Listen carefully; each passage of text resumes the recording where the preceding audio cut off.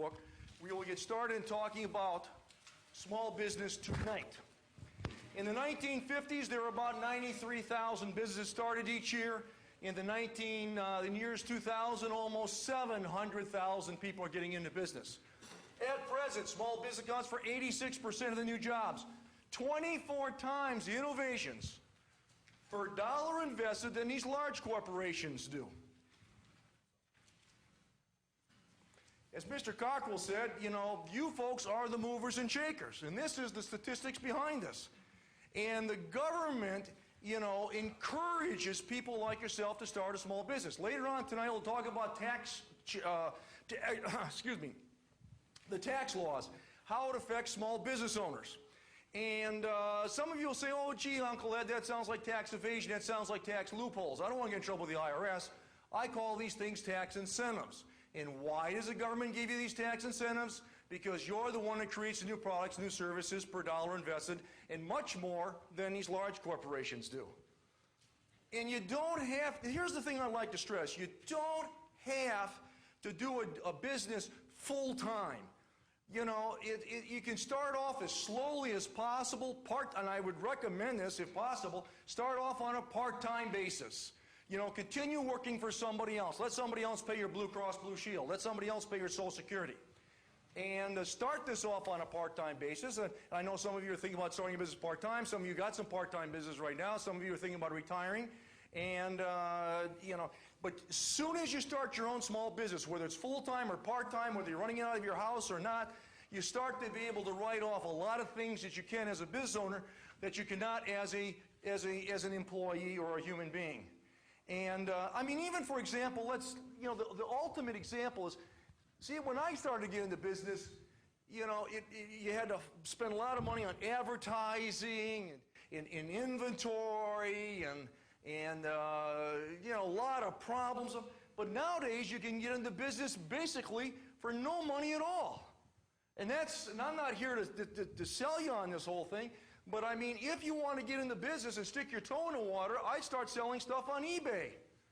Matter of fact, I believe so strongly in this whole thing, we just got finished writing a book, which I'll talk about a little bit later on, in being successful on eBay.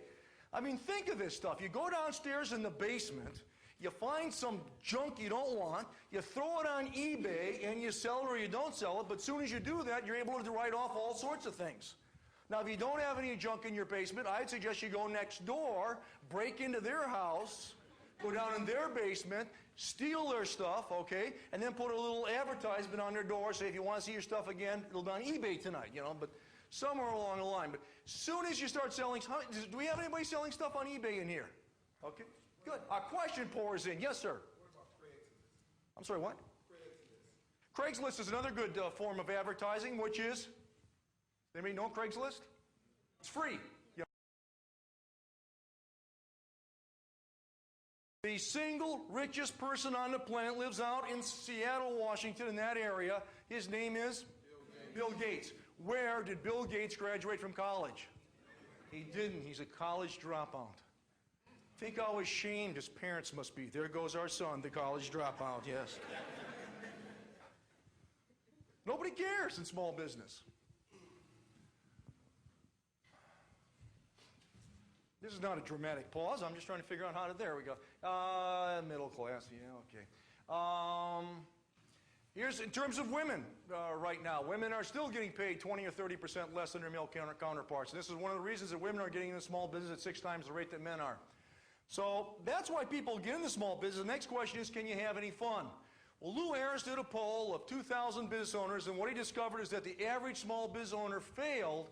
The average small business owner, the people he talked to, 2/3 of them consider themselves successful even beyond their own expectation, and if given a chance to start all over again, fully 78% of the respondents said they would choose to be in the very same business they're in right now, which is a lot of words for saying they're having fun, they're enjoying their life, and they don't want to change. So can you get satisfaction in small business? Absolutely. Now the next question is, can you make any money? Did you know, according to the IRS, 89% of the individuals that make over $50,000 a year are the owners of small businesses? And I'd like to call your attention to 2 things. Number 1, you can't get rich working for somebody else. If you're interested in working hard, taking on a certain amount of responsibility, but you want to get paid for it, you might want to look where 9 out of 10 people who make over $50,000 a year do, and that's in the area of small business. You know, if you work hard for somebody else, all you get is more hard work.